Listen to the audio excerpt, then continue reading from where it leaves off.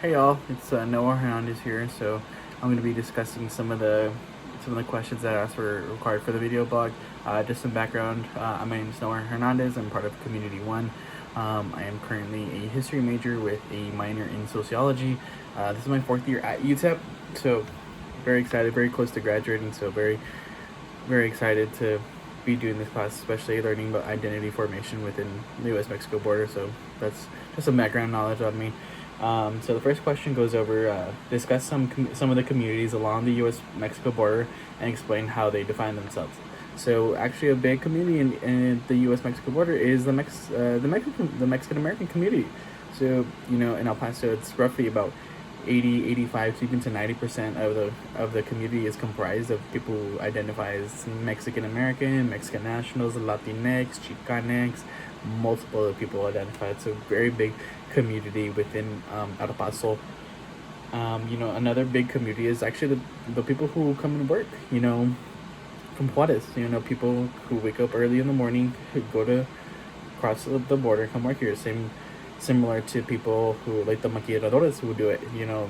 There's the factories there, and some of them cross over to the United States, work for a couple dollars, and then head back. And then this El Paso has had a very long history of this, of people coming over and working, even since the time probably about the 1860s. During the Mexican Revolution, the United States actually enacted into the Bracero program, who actually they got Mexicans to come and work in the United States, and so some of that was in El Paso.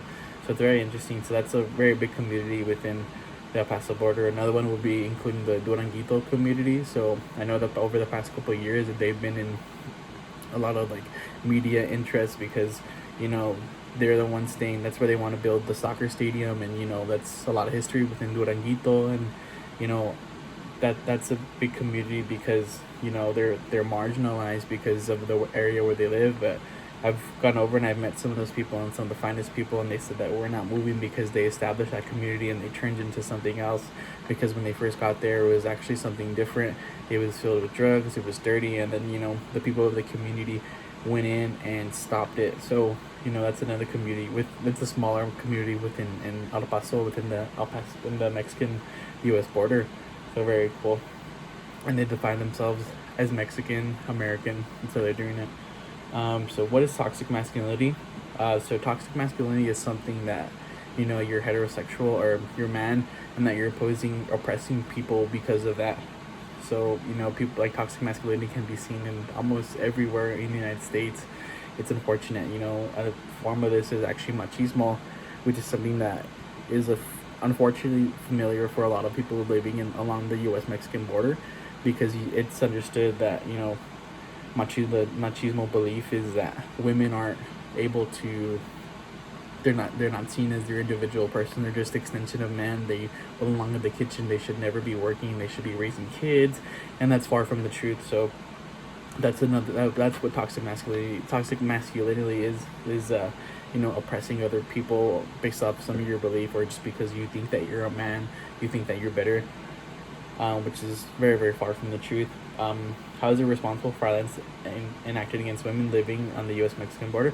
The maquiladores deaths are a perfect example of this. Actually, they were coming over. They were very scared. They were just people.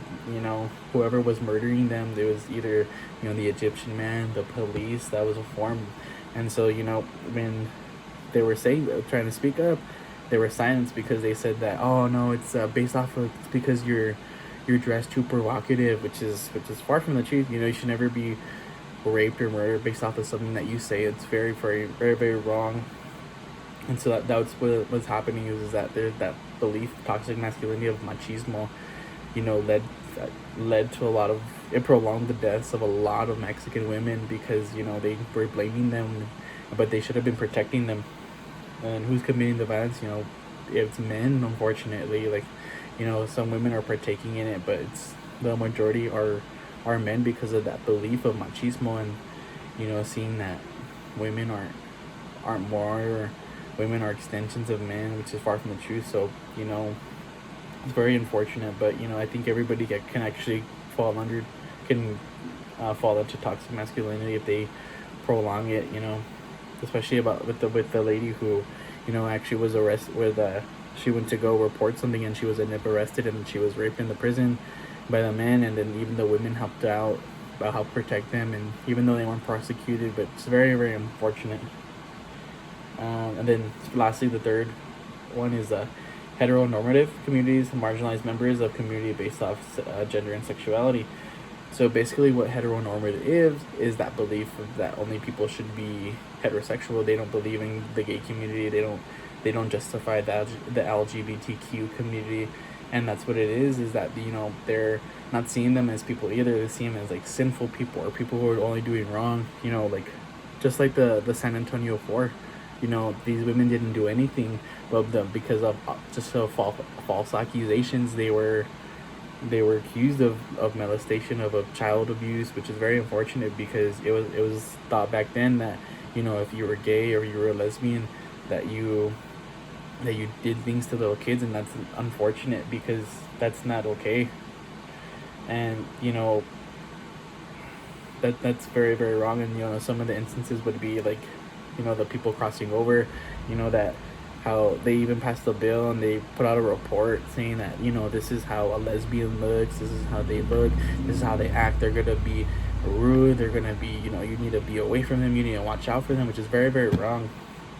And so that's how they marginalize sexually and gender based, because they're looking at women, but not only women but lesbian women. So they're marginalizing even specific groups, and they're targeting them along the border. And it's very unfortunate because this is happening still to this day, because people don't want to accept people for who they are, which is very, very wrong. And so that's explaining all my questions. Hopefully I gave some good insight, but I really enjoyed the videos, and thank you for listening.